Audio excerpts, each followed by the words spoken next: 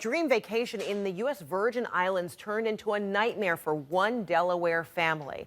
Apparently, over time, the family was found in their villa on St. John Island, and the father was in a coma, and the two boys and the mom were suffering from severe seizures.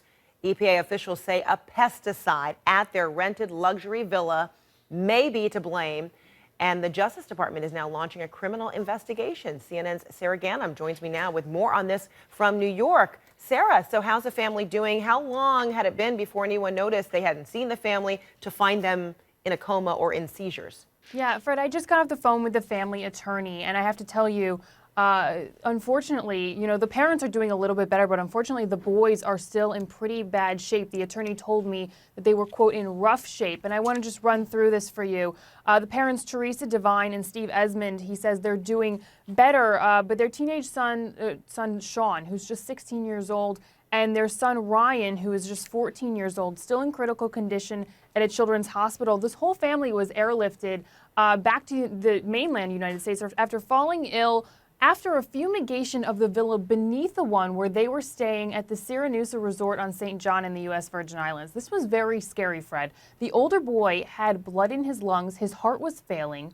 One of the boys has brain damage right now. The father, he's now awake, but he can't talk. And the mother has been released to occupational therapy because she had a lesser degree of exposure, the attorney told me. But he also said this is a long recovery. This methyl bromide that they were believed to be exposed to is like sarin gas. It attacks the nervous system. And the Environmental Protection Agency says traces of it were found in the family's villa, even though the fumigation was done below. But methyl bromide is not allowed to be used indoors because of its acute toxicity.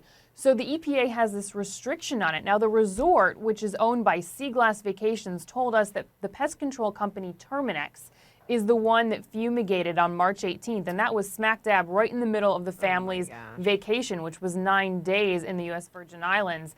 Now, the EPA clearly states, like I said, that methyl bromide is restricted because it's odorless. And it causes injury to the lung and to the nervous systems and then could be fatal if it's inhaled.